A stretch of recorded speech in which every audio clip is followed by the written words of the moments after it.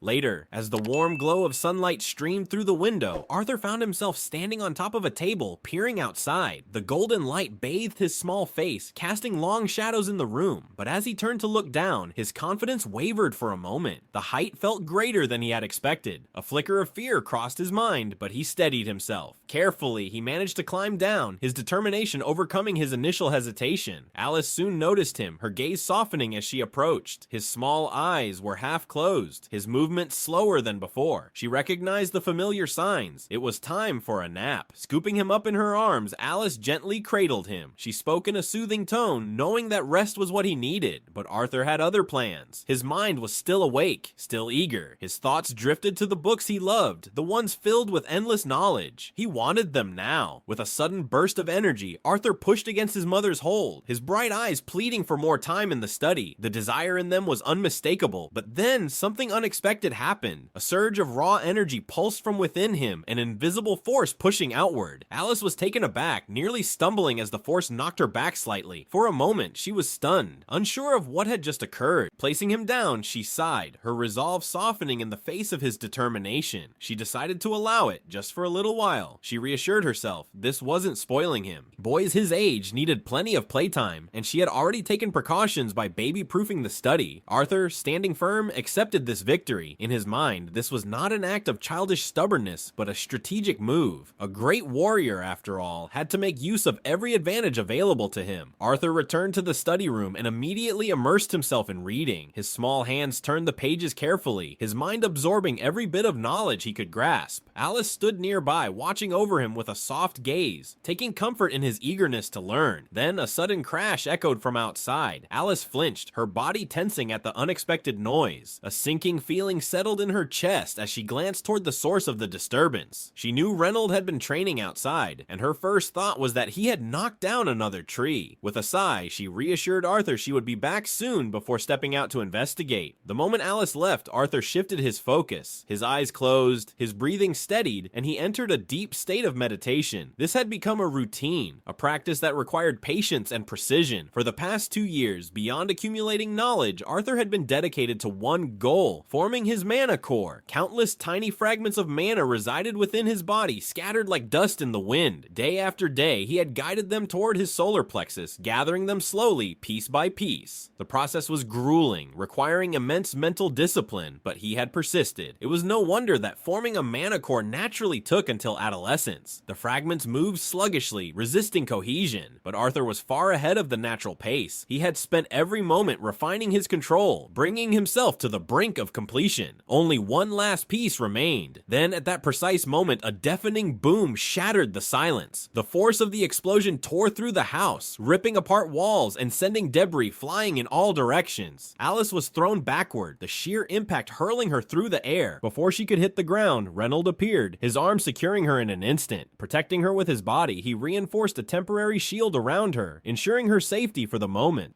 Shock washed over Alice as her heart pounded in terror. Her mind raced, but only one thought stood out. Arthur. Reynolds wasted no time. He dashed forward, his body enveloped in a thin layer of mana to shield himself from the flying wreckage. Wood and stone fragments flew at him as he pushed ahead, the remnants of their home crumbling around him. He didn't stop, not even for a second. He had to reach the source of the explosion. Then, as the dust settled, he saw it. Arthur stood at the center of a massive crater, surrounded by the destruction of their home and the entire backyard. But what stunned Reynolds most wasn't just the damage. It was Arthur himself. The boy, barely 3 years old, had awakened. A near-invisible barrier of mana flickered around his small frame, the raw energy from his breakthrough still radiating in waves. The force of his awakening had caused the massive explosion, reshaping the land around them. Arthur stepped forward, his small feet firm on the ground, his expression unreadable for a moment. Then, a rush of exhilaration filled his body. His senses felt heightened. The air felt lighter,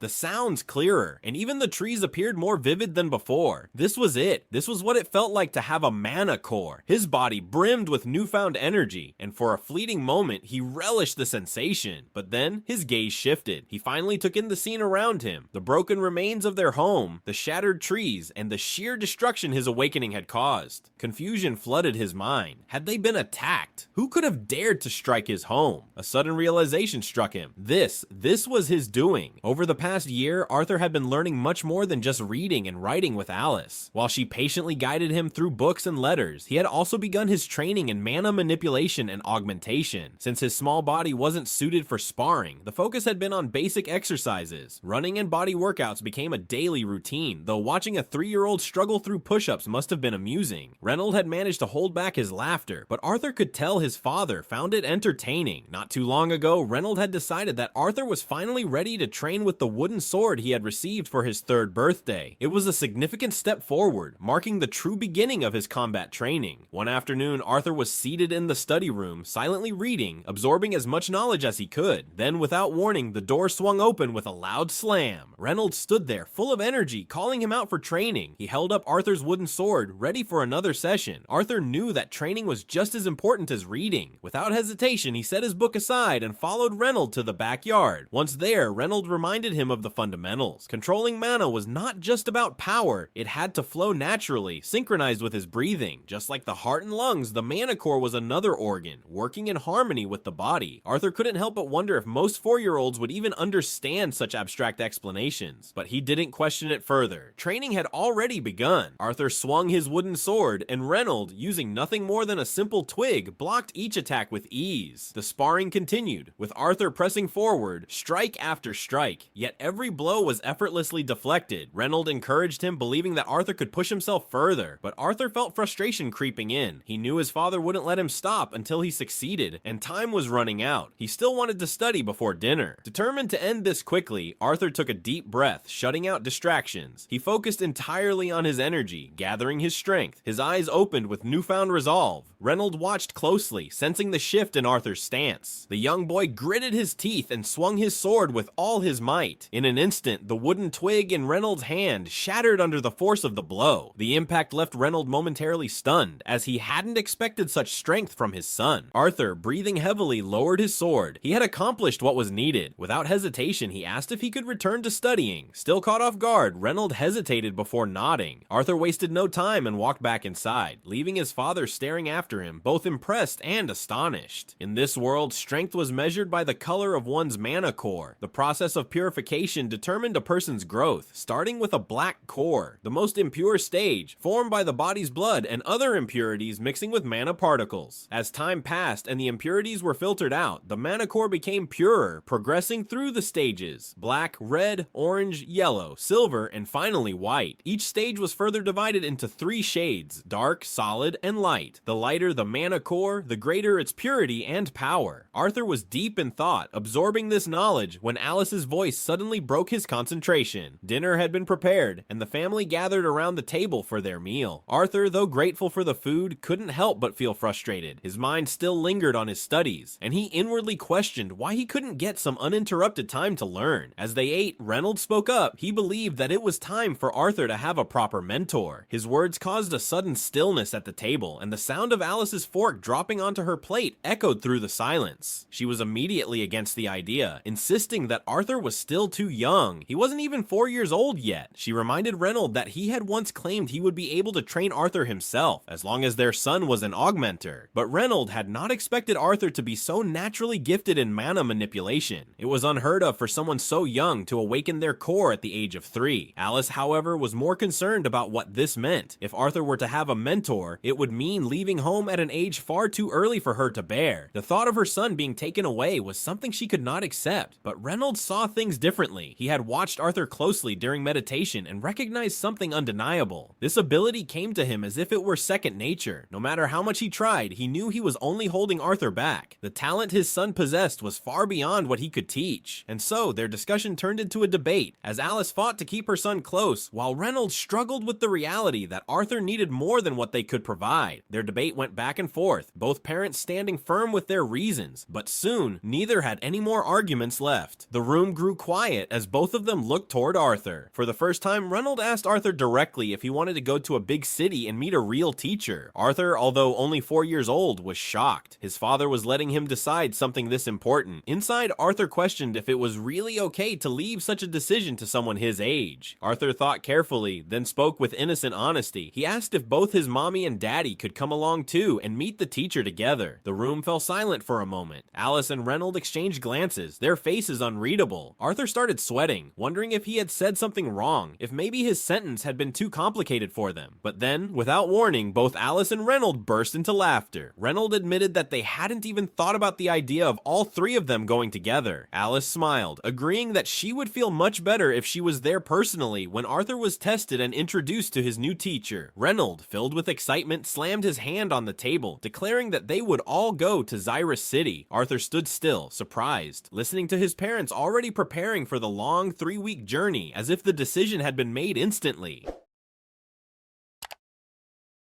In the days that followed, Arthur continued his usual routine, but also focused on studying, filling his mind with knowledge to prepare himself for whatever challenges the upcoming journey might bring. He didn't waste any time, knowing that this opportunity would be important. On the night before their departure, Alice gently took the book out of Arthur's hands. She told him it was time to get to bed since they would be leaving early the next morning. Arthur was surprised. He hadn't realized the journey would begin so soon. Alice comforted him, saying she didn't like rushing either, but explained that it worked out this way because she and Reynolds had old friends from the Twin Horns party who were also heading to Xyrus City. They would be traveling together. She warned Arthur not to stay up late reading again, but promised he could bring a few books with him for the trip. Arthur nodded and wished her good night. Alice smiled softly, wishing him sweet dreams as she tucked him in. Arthur had known for some time that the Twin Horns party had been staying nearby. They had even helped rebuild the Leywin family's home whenever they had free time. From the stories Arthur heard, the Twin Horns party was made up of 2 conjurers and 3 augmenters. Traveling with such a strong group gave some relief, knowing they could handle any dangers along the way. For Arthur, this journey was not just a simple trip, it was his first step beyond the small, quiet town he had lived in. It was finally time to see what the world truly had to offer. While Alice and Reynolds focused on packing essentials for the trip, Arthur carefully packed his own belongings. He made sure to include his small wooden sword, along with 2 important books, the Encyclopedia of Dicathen and Foundations of Mana Manipulation. These would keep his mind sharp during the long journey. By mid-morning, the family was ready to leave. Their path led them to the inn at Ashbur. Outside the inn, near the stables, the Twin Horns members were already gathered. The moment Reynolds spotted them, he ran forward eagerly, embracing his old party members without hesitation. Reynolds proudly introduced his son Arthur to the group. Arthur stood straight, greeting each of them politely, thanking them for traveling together to Xyrus. One of the men immediately burst into laughter after hearing Arthur's formal introduction. His loud, carefree voice and striking red hair made it clear to Arthur that he was Adam Crench, the augmenter who favored using a spear. The way Adam laughed, teasing Reynolds about Arthur's good manners, matched perfectly with the stories Arthur had heard from his father. Before Arthur could fully process Adam's reaction, he suddenly found himself being lifted up into a firm embrace. Soft and warm, but almost suffocating, he was pressed tightly against something that felt like it would smother him. A woman's voice followed, adoringly calling him precious and joking that he was lucky not to look like his father. Arthur quickly recognized her from Reynolds' stories. She could only be Angela Rose, the conjurer who specialized in wind magic. As Angela hugged him tighter, Arthur struggled to pull his face away from her chest, squirming slightly in discomfort. Just as he began to feel stuck, a large, strong pair of hands grabbed him by the knapsack on his back and effortlessly lifted him away. The deep grunt that followed told Arthur who it was. It was Durden Walker, the conjurer who used earth magic. Held like a kitten by the scruff, Arthur dangled helplessly for a moment before Durden set him back on the ground, brushing the dust off his clothes. Arthur quickly steadied himself, turning away from the giant man to glance at the last member of the group standing nearby. This woman looked younger than the others, her expression calm and focused. Arthur's sharp eyes caught sight of the twin daggers strapped neatly to her lower back as she walked toward the stables. Those daggers told him exactly who she was, Jasmine Flamesworth, the augmenter known not just for her skills, but for the unmatched speed with which she wielded her dual blades. The final member of the Twin Horns party was Helen Shard. She approached Arthur with a warm smile, greeting him kindly. Helen's specialty as an augmenter was magic archery, something Arthur had heard about through his father's stories. Now, meeting her in person, Arthur carefully observed her, knowing each member of this group was skilled in their own way. Once everyone had finished exchanging greetings, Reynolds clapped his hands together, announcing that it was time to prepare for departure. The group got to work, loading all the supplies and necessities into 2 sturdy carriages. Arthur expected to see horses being brought out to pull the carriages, but instead something else caught his attention. A stable hand led out a pair of large, scaly creatures, giant lizards known as skitters. Arthur watched curiously as the skitters were strapped in front of the carriages. It was a strange sight for him, having never seen these creatures used for travel before. As the skitters began to move, pulling the carriages steadily along the dirt road, Arthur leaned forward, peering out the window. His heart felt light. The journey had officially begun. By the time nightfall arrived, the distant mountain range that once seemed small now loomed large before them. The peaks appeared to stretch higher into the sky, and Arthur wondered how massive the Grand Mountains would seem when they finally reached the foothills. During their travel, the group encountered wild wolves along the path, but the Twin Horns party, well trained and experienced, dealt with the threat effortlessly. They hunted the wolves down with precision, ensuring the journey continued safely without delay. Eventually, they stopped to set up camp for the night. They chose a spot near a cluster of large boulders, using the rocks to block the cold wind. Fallen branches were gathered, and soon a campfire crackled brightly, casting shadows around the campsite. Helen approached Arthur while the others busied themselves with setting up. She gently asked how he was holding up, noticing signs of fatigue. Arthur nodded quietly, admitting he felt a bit tired. Helen smiled reassuringly, telling him not to worry since this was his first time traveling like this. She then leaned in slightly, her voice playful but curious. She mentioned how Reynolds had spent nearly the entire journey bragging about Arthur, calling him a genius mage. She asked if it was true that Arthur had awakened a year ago. Arthur, unsure how to respond, decided to simply answer truthfully and nodded in confirmation. Nearby, Adam stretched his arms and spoke to Reynolds. He casually mentioned he wanted to do some stretching exercises before sleeping and teased that since Reynolds had been sparring with Arthur, maybe he could play around with the boy too. Arthur, hearing this, felt a bit irritated inside but kept his thoughts to himself. Reynolds gave Adam permission, warning him to be careful. He explained that Arthur had only recently moved past light strength and mana control exercises and had just started basic sparring. Adam grabbed Arthur suddenly, lifting the young boy effortlessly into his arms. His playful grin suggested that he wanted to test Arthur's skills personally. While most children Arthur's age would struggle to even climb stairs, here, among seasoned adventurers, no one seemed to think it unusual that a 4-year-old would spar with a grown man. Adam set Arthur down and stepped back, readying himself. Arthur, without hesitation, retrieved his wooden sword, gripping it firmly. He swung it once, freeing his hands and preparing his stance. Adam's eyes glinted as he watched the boy, clearly enjoying the moment. He casually reminded Arthur about reinforcing his weapon, expecting to see how much of the genius mage reputation was true. Meanwhile, Reynolds, standing nearby, understood exactly what Adam was doing, trying to establish dominance over Arthur. But Reynolds simply crossed his arms, watching calmly, knowing Adam wouldn't seriously harm his son. Arthur, however, wasn't amused. Inside, he cursed the red-haired man's playful but aggressive attitude. He glanced toward his father, who cheered him on enthusiastically. His mother, Alice, on the other hand, looked a bit anxious, her eyes flickering with concern. Arthur dismissed their reactions in his mind, focusing solely on the man in front of him. With sharp focus, Arthur locked his gaze on Adam, who stood about 15 feet away. In his mind, flashes of his past life returned. Memories of standing on battlefields, dueling powerful kings, fighting not just for pride, but for the lives of those he cared about. His vision narrowed until all he could see was Adam. Gathering mana into his legs, Arthur surged forward. Both hands gripped the wooden sword tightly as he raised it to his right, preparing for a horizontal strike. Adam, still wearing a smug smile, shifted his stance to block what appeared to be an obvious attack, but Arthur had no intention of letting the move land as expected. He shifted his footing at the last moment, using a special technique he had crafted in his previous life. His body blinked diagonally to Adam's right side in an instant, moving with surprising speed. Yet even as Arthur executed the maneuver, he felt the limitations of his young, smaller body. His steps didn't carry him as far or as precisely as he had intended. His height and weight held him back slightly, making the technique imperfect. Still, Adam had already committed to blocking the swing from the left side, leaving his right side wide open. Arthur, noticing the exposed gap, adjusted immediately, ready to strike. Despite the disadvantages of his small body, his experience and instincts remained sharp. Adam's mistake had created an opportunity, and Arthur wasn't about to miss it. Adam's smug expression quickly disappeared as realization dawned on him. His eyes widened when he noticed the exposed gap in his defense. Arthur swung his wooden sword directly at Adam's open ribcage, holding back the mana reinforcement until the last second. He wanted to save as much mana as possible because he knew he was still at a disadvantage against an experienced veteran like Adam. Just before the sword could land, Adam reacted with astonishing speed, pivoting on his right foot. His movement seemed almost inhuman. Arthur immediately crouched, dodging Adam's upward swing, and without wasting a moment, shifted his stance from a thrust to a spinning swipe. He poured all his momentum into the motion, aiming at Adam's left ankle. The attack connected. Adam's leg buckled under him, making it seem like he had lost his balance. But instead of falling, Adam dropped into a full split, bracing himself on his hands. Then he lifted his body slightly and executed a low, powerful roundhouse kick aimed at Arthur. Arthur instantly knew his small body wouldn't withstand a direct hit. Without hesitation, he jumped up to avoid Adam's sweeping legs. But before he could recover, something caught his attention. A brown blur flashing in his peripheral vision. It was Adam's wooden stick coming at him fast. There wasn't enough time to block properly. Arthur reacted instinctively, thrusting the pommel of his sword directly into the path of Adam's weapon, stopping the swing mid-arc. In that split second, Arthur's mind recalled a lesson from his past life. Newton's third law of motion. For every action, there is an equal and opposite reaction. The reaction came swiftly and painfully. While Arthur had managed to block the attack, the sheer force behind it sent his small body flying backward. He skipped across the ground like a flat stone thrown across a lake. Fortunately, Arthur had reinforced his entire body with mana just before impact, or the blow might have seriously injured him. Groaning, Arthur sat up slowly, rubbing his throbbing head. When he looked around, he saw 7 stunned faces staring at him in disbelief. His mother, Alice, was the first to recover. She rushed toward him, her eyes wide with worry, and immediately began mumbling a healing spell under her breath. Nearby, Durden had marched over to Adam, who was still standing, and smacked him hard on the head, enough to make the larger man stumble forward. Adam looked at Reynolds, shaking his head in frustration. He couldn't hide his shock at how skilled Arthur was, calling him a little monster, and wondering aloud what kind of hellish training had created him. Reynolds only laughed, casually admitting he hadn't taught Arthur anything like that. Alice finished healing Arthur, still shaking her head. She glanced at him, asking quietly if this was what he had been studying all along. Arthur simply nodded, explaining that he had picked it up by watching Reynolds and reading books. Adam couldn't believe it. He grinned, half in disbelief and half in admiration, and told Arthur he wanted to learn some of those movement techniques. Arthur, without hesitation, began to explain. He described how to cross the back leg over the lead leg, kick off using mana, let the body fall naturally, and how to control the movement. As Arthur spoke, Helen had already started trying to imitate what he was saying, but her attempt went poorly. She slipped and fell to the ground on her first try. Determined, she stood up and tried again, but this time she miscalculated and her head bumped right into a nearby tree. Arthur stood there quietly, observing everything, a small smile tugging at the corner of his lips as the others struggled to mimic something that came naturally to him. Several days had passed since the journey to Xyrus City began. Along the way, Arthur's birthday quietly came and went. Each of the adults gave him a brief hug or a pat on the back, offering simple congratulations. But Jasmine was the one who surprised Arthur the most. Without much expression, she handed him a short knife, announcing it as his birthday present. It was unexpected but appreciated. The group finally reached the foot of the Grand Mountains. The towering peaks stood tall and massive, fully living up to their grand name. The climb ahead looked challenging, but they were prepared. During the past days, Arthur's training with Adam, Helen, and Reynolds continued steadily. They had made decent progress. However, what truly surprised Arthur was how quickly Jasmine adapted. Unlike the others, she had already managed to learn a few of the techniques Arthur had shared. It amazed him how fast she grasped his instructions, especially when it came to mastering feint step, a skill that required precise movement and timing. Arthur glanced toward his mother, noticing she looked a bit worn out. He asked if she was okay, and Alice reassured him she was just a little tired and would be fine. Still, Arthur couldn't help but worry. He watched her carefully for a moment before returning his focus to the book in his hands. Arthur spent most of his free time reading, deeply focused on the book about mana manipulation. He wanted to understand the finer details, especially the differences between mana and kai. Each page revealed something new, and he absorbed the information quickly. From the corner of his eye, Arthur noticed Jasmine quietly peeking over, clearly eager to learn more. She watched him closely, trying to pick up anything she could. Arthur acknowledged her curiosity briefly, then shifted his attention back to the book. Just then, a sudden rumbling shook the ground beneath them. The carriages trembled violently, the wheels jolting against the uneven earth. Inside the carriage, Alice quickly reacted, her voice filled with alarm, trying to understand what was happening. Before anyone could answer, the shout came from outside. Helena's voice rang clear and sharp, warning everyone. Bandits were approaching fast, their footsteps thundering from the rear. Angela wasted no time. Without hesitation, she began chanting. The air shifted, responding to her command. A strong gust formed swiftly around the carriage. The swirling wind gathered tightly, wrapping itself like a barrier around Alice, Angela, and Arthur inside. Arrows began flying toward them, but each one was caught in the wind's current, diverted away harmlessly. The tornado of wind soon condensed into a solid sphere, enclosing them completely. Angela held her wand steady, her focus entirely on keeping the protective shield intact. Arthur felt his mother pull him close. Her arms wrapped around him tightly, shielding him, but the wind barrier held firm, no arrow breaking through to harm them. Outside, the chaos unfolded rapidly. Reynolds, Jasmine, Durden, and Adam were still standing strong, showing no visible injuries. However, Helen's condition was different. Her face had turned pale, and an arrow was lodged in her right calf, clearly causing her pain. As the seconds passed, the roof of the carriage, once covered by a simple tarp, was ripped apart by the assault. Now Arthur had a clear view of the danger. Their group was surrounded completely. At least 30 bandits closed in from all sides, cutting off every route. Both the front and rear paths were blocked. The bandits carried swords, spears, and other close-ranged weapons. On the mountainside cliff to their right, archers stood ready, bows drawn, aiming down at them. To the left, the steep drop of the mountain loomed, fog swirling below like a silent threat. Then, the leader of the bandits stepped forward, grinning arrogantly. His voice echoed through the chaos, taunting and cruel. He praised his men for the easy catch, giving them orders. Only the women and the child were to be left alive. He added, without shame, that they should avoid leaving marks. Damaged goods wouldn't sell well. Arthur's gaze hardened. Listening to the bandit leader's filthy words, his mind boiled with anger. The term damaged goods echoed in his head, disgusting him. It was a sharp reminder that he had been living in peace for too long, forgetting the ugly side of every world. Rage flickered in his eyes, but beside him, Alice noticed immediately. She sensed something shifting in her son, feared he was scarred by the cruelty he just heard. Without hesitation, she pulled Arthur into her arms, holding him tightly, silently assuring him that everything would be all right. The tense moment snapped as one of the bandits let loose an arrow. It cut through the air, aimed directly at Durden, but Durden stood steady, raising his voice in a chant. Instantly, the earth beneath responded to his call. The ground rumbled, shifting and rising as a solid wall of stone curved upward, shielding him and the others. The arrows that followed shattered harmlessly against the barrier, but more arrows kept coming, some directed toward the carriages. At the same time, Angela finished her own spell. She extended her hand, releasing a wave of sharp wind blades. They shot out swiftly, slicing through the air toward the paths in front and behind, cutting down any advancing enemies and creating space. Helen, despite her injured leg, held firm. Her bow was drawn, eyes sharp. In one fluid motion, she released an arrow, striking true and hitting one of the approaching bandits. Seizing the opening, Reynolds sprang into action. His gauntlets gleamed as he charged forward, shielding himself from the incoming arrows. Without breaking pace, he launched himself mid-air toward a bandit, smashing him down instantly. The remaining bandits faltered, watching their comrade fall. Panic spread among them as they turned to flee, but Ray wasn't done. His eyes locked onto them, and like a flash of lightning, he dashed forward. Two of them barely had time to react before he struck them both down in rapid succession. He grabbed a third by the neck, lifting him with ease. Suddenly, another bandit emerged from behind, sword raised high to strike Ray, but before the blade could fall, an arrow shot through the air like a missile. It landed cleanly in the attacker's chest, dropping him immediately. Ray's eyes flicked to the source and saw Helen, steady and ready, covering him perfectly despite her wound. Meanwhile, the other bandits closed in from both sides of the carriage, their weapons drawn. Jasmine and Adam wasted no time. Both moved swiftly, positioning themselves on either side, prepared to defend against the wave of attackers. Jasmine moved like a whirlwind. Her blade slashed through one bandit, cutting both his arms clean as blood sprayed out violently. On the other side, Adam showed no mercy. His spear swept wide, tearing through three bandits in one brutal motion. Blood splattered everywhere as he cut them down without hesitation. Another bandit lunged at Adam, swinging a heavy machete. Adam dodged swiftly, letting the blade slam into the ground. In that moment, Adam lunged forward, driving his spear straight into the man's body. He punctured him multiple times, the spear tearing through flesh and bone before finally stabbing upward beneath the man's throat, splitting his skull wide open. Jasmine, still in motion, was unmatched. She danced around two more attackers, her blade cutting deep into them as she moved. Then she dived onto a third, wrapping her leg around his head and twisting him down before piercing his skull cleanly. While Jasmine fought, a new threat appeared. An augmenter wielding a long chain whip stepped forward. He lashed out at her, the whip slicing through the air unpredictably. Jasmine had no choice but to focus on dodging the erratic strikes, moving fast to avoid getting caught. The man jeered cruelly, taunting her with disgusting promises, dropping whip lash after lash, trying to trap her. From a distance, Arthur watched carefully. He quickly noticed Jasmine was at a disadvantage. Her opponent's range kept her from closing in. Arthur's mind raced. Could he help her? He had confidence in his fighting ability, but going up against an adult, fully grown and experienced, was another level entirely. Before Arthur could act, the sound of something crashing hard against the carriage broke his focus. Arthur's eyes shot toward the noise. It was Reynolds. He had been thrown hard against the debris of the shattered earth wall. His body slumped, struggling to rise. Blood dripped from his lips as he tried to stand. Alice cried out, terror and helplessness written across her face as she watched her husband fall. Arthur's gaze shifted sharply toward the man responsible, a towering enemy enemy grinning in delight at the sight of Ray's broken form. Fury boiled inside Arthur. Arthur turned to Alice urgently, shouting for her to heal Ray, his voice desperate, but something was wrong. Alice's hands trembled, frozen in hesitation. She looked terrified, unable to act. Arthur watched her, confused. Why wasn't she using her healing spell? What was stopping her? Before he could process more, Adam's voice broke through. Adam tried to stay calm, even though he too was covered in blood, his breathing heavy. Adam assured Arthur that his injuries weren't life-threatening, but his words held weight. He told Arthur something important. After Alice used her healing magic, the bandits would surely target her next. He could try to hold off the enemy leader, but not if he had to protect both Alice and Arthur at the same time. Adam's voice was firm. He wanted Arthur to take his mother and retreat down the trail, away from the fight, without stopping. Arthur's heart pounded. He shook his head, refusing the idea. He couldn't leave. Not after everything. Not when he had proven that he could fight. He had already shown what he was capable of. But now they wanted him to run. Adam gently tapped his son's head. He told Arthur that he trusted him. He trusted him enough to protect his mother and the baby she was carrying inside her. Those words struck Arthur like a bolt of thunder. In that instant, his mind pieced everything together. Everything made sense now. Why Alice had been acting so fearful. Why she held Arthur so tightly, shielding him at every moment. Why both Durden and Angela had been focusing entirely on defensive spells to guard the carriage rather than attacking. His mother was pregnant. Reynolds glanced at Arthur with a sheepish look. He admitted that he had planned to tell Arthur once they reached Xyrus, but now there was no time. Arthur swallowed hard. Determination replaced any hesitation. He promised himself he would protect his mother. He would protect the life inside her. Reynolds smiled faintly at his son's resolve. His chest swelled with pride even as blood stained his lips. Without wasting another second, Alice finished her chant. A brilliant golden white light enveloped both her and Reynolds. Healing energy radiated through them, sealing some of Reynolds' wounds. Reynolds shifted his gaze back to Arthur, warning him the enemies weren't done yet. There were 4 mages among the bandits, ready to attack. The bandit leader bellowed from the distance, fury pouring out of him. He had noticed Alice's healing spell. He shouted orders to stop her. He didn't want her escaping. Arthur didn't hesitate. He grabbed Alice's arm tightly, reinforcing his body with mana. He pulled her along, guiding her quickly down the trail they had come from. Every muscle in his body tensed as they moved, focused entirely on protecting her. They rushed past the area where Adam was locked in combat. Adam barked to Arthur to keep moving. Adam held his ground firmly, blocking his opponent, a dual wielder who was visibly frustrated, unable to get past Adam and reach Alice or Arthur. Arthur continued down the slope with Alice, keeping her shielded behind him. Suddenly, from the left, he heard a faint whistle cutting through the air. His instincts kicked in. He leaped up, his wooden sword ready, reinforcing it and his body with mana. The arrow collided with his sword in an instant. A sharp crack echoed as the wood splintered from the force. The arrow wasn't coated with mana, but the sheer impact still pushed Arthur back. He shifted midair, using the momentum to regain his balance, and tossed aside the broken remains of his sword. Before the archer could react further, another arrow shot through the air. Helen, positioned perfectly, had already taken aim. Her arrow pierced through the enemy cleanly, dropping him instantly. Helen shouted from behind, firing another arrow. She aimed directly at the bandit leader, assisting Reynolds in holding the front. Arthur kept his focus sharp. Something didn't feel right. He quickly analyzed the battlefield. Adam was fighting one mage. Jasmine was engaged with another. Reynolds and Helen together were handling the third. But there were supposed to be 4 mages. Where was the last one? Arthur turned, ready to take Alice's hand and lead her further away. But at that exact moment, the bandit leader roared across the chaos, giving new orders. He shouted for someone, Damien, to abandon the original plan and make sure none of them survived. Arthur's eyes flicked upward. That's when he noticed him. Hidden on the mountainside, disguised as one of the archers, stood the 4th mage. Both of his hands were raised, chanting. The mage had camouflaged himself during the confusion, stepping away from direct combat to prepare his spell unnoticed. Arthur's heart sank as he watched the conjurer finish his chant. A massive sphere of pressurized water formed between the mage's hands, growing larger every second. It launched toward Arthur and Alice, its size expanding rapidly. Arthur's thoughts raced. Even if he used mana to dodge, Alice wouldn't be able to move fast enough to escape. Without hesitation, Arthur gathered all the mana left in his small body. He lunged at Alice, tackling her hard and pushing her out of harm's way. Mana surged through his arms as he shoved her further down the slope, making sure she was clear from the blast zone. Time slowed. Arthur caught a glimpse of his mother's eyes, wide with panic and disbelief as she tumbled safely away. But Arthur didn't stop there. Determined not to go down without a fight, he unsheathed the small knife Jasmine had given him. He poured every bit of mana he could into it. it, sharpening the blade's force. In one swift motion, he threw the knife like a boomerang, targeting the mage, who remained focused on his water spell. The knife flew true, piercing the mage's thigh. The mage howled in pain, his concentration breaking, and unleashed a stream of curses. But Arthur wasn't done. Tied to the knife was a string Arthur had prepared. He gripped it tightly, anchoring himself. The mage, caught like prey, was helpless against his own momentum. The force of the water spell and Arthur's pull dragged the mage toward the edge of the cliff. The conjurer scrambled, trying to regain his footing, but it was no use. His grip failed. Screaming, the mage plummeted down the cliffside, disappearing into the depths below, swallowed by the very chaos he had conjured. Arthur's eyes flickered weakly. He caught sight of Durden in the distance. The earth mage desperately chanting, hands moving rapidly as he tried to conjure a spell strong enough to pull Arthur back. But Arthur already knew. It was too late. The blast from the water spell had flung him too far. There was no way Durden's magic would reach in time. His vision blurred, darkened at the edges. Yet through the haze, Arthur could still make out the battlefield. He could see the bandits being overwhelmed. His father, Adam, Jasmine, Ray, and Helen were forcing the enemies back. The fight was nearing its end, but Arthur's body was shutting down. A cold, heavy numbness settled over him, dragging him into unconsciousness. One lingering thought echoed in his mind before everything went dark. He had always wanted to be an older brother.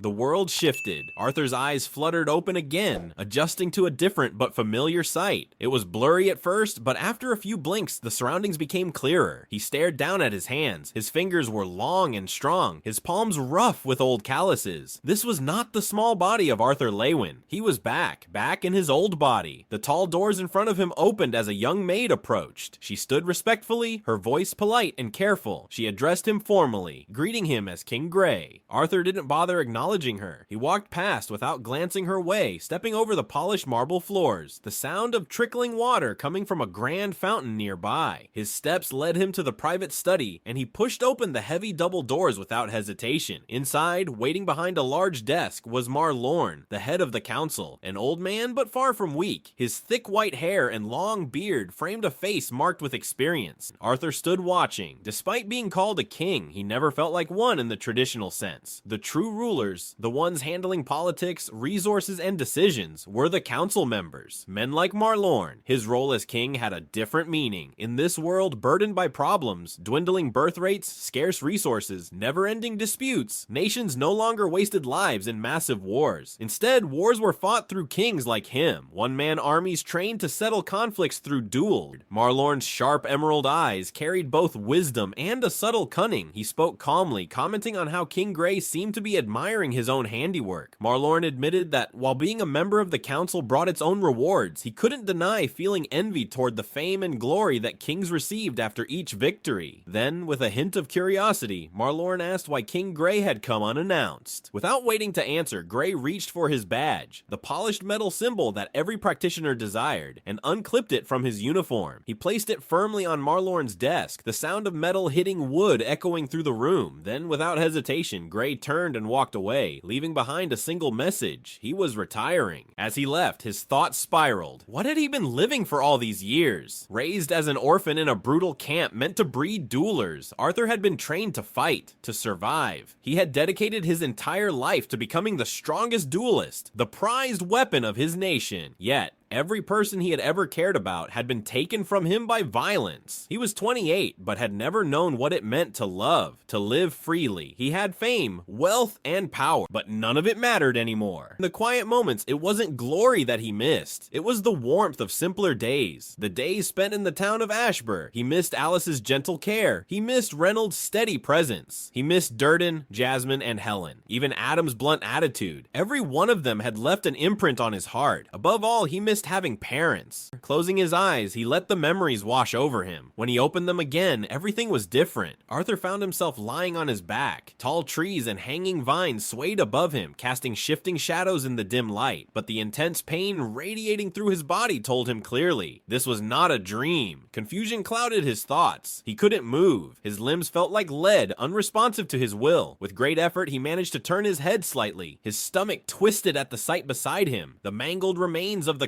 conjurer he had dragged down during the battle. The lifeless body was broken, twisted unnaturally. Forcing his gaze away, Arthur's eyes landed on his knapsack nearby. Fighting through the pain, he dragged it closer using his one functioning hand. He searched through it until his fingers brushed against something familiar, the dried berries and nuts his mother had packed for him, insisting he keep them. Slowly, he poured some into his mouth, chewing carefully despite the soreness. Next, he reached for the small flask of water, tilting it gently to wet his dry throat. After swallowing another handful of food, exhaustion took hold again, and darkness pulled him back under. Time passed. When his eyes finally fluttered open, a sharp chill nipped at his skin. He took a shallow breath, feeling the stiffness in his neck and body. Dawn's first light filtered through the mountains, the pale rays peeking between the trees, signaling the start of a new day. The cold air wrapped around him, and he realized he had survived. But he was alone. Gathering the mana within his body, Arthur Leywin slowly pushed himself upright. His muscles ached, but he forced himself to stand. Carefully, he checked over his body, inspecting every limb and joint to ensure nothing was broken or dislocated. Only after confirming everything was in place did he allow himself a brief moment to relax. He knew what needed to be done first. Arthur made his way toward the mangled corpse of the mage he had dragged down with him. He kept his eyes averted from the brutal injuries, not wanting to focus on the grotesque scene. Spotting the knife embedded in the mage's thigh, Arthur gripped the handle and yanked it free. Holding the blade, he glanced upwards at the towering cliff. It seemed ridiculous that he was still alive after falling from such a height. By all logic, he should not have survived. He wondered how long it had been. He didn't know where he was or how much time had passed. But none of that mattered now. He needed to keep moving forward. Suddenly, a voice interrupted his thoughts. Arthur instantly dropped into a defensive stance, wincing from the sharp pain the sudden movement caused. Clutching the knife tightly, he scanned the area, narrowing his eyes toward the corpse. His mind raced for answers, dreading the thought that the lifeless body might have spoken. A soft, melodic chuckle echoed through the air, drawing his attention away from the corpse. The sound was smooth and dignified, carrying a gentle and royal presence. It was a voice full of power, but at the same time, it soothed his instincts, making him want to trust it. Arthur stayed cautious, his gaze shifting around the surroundings. He asked out loud, questioning who the voice belonged to and whether it was the one who had saved him. The voice responded calmly. It confirmed that it was indeed responsible for saving him, but left its identity mysterious, telling Arthur he would soon learn more once he arrived at its dwelling. Arthur couldn't help but feel skeptical. The voice sounded certain he would try to find it. He wondered if it truly expected him to go searching for it. Almost as if reading his doubts, the voice spoke again. It explained that it was the only one capable of getting him back home from this strange place. The words hit him hard. That was right. He needed to return. He thought of his mother and father, the Twin Horns party, and his unborn sibling. Were they safe? Had they made it to Xyrus without him? If there was a chance this voice could lead him back to them, then he had no choice. Trying to keep the situation light despite his pain, Arthur raised his voice, addressing the mysterious speaker politely but playfully, asking for directions and requesting its presence. The voice responded with another soft chuckle,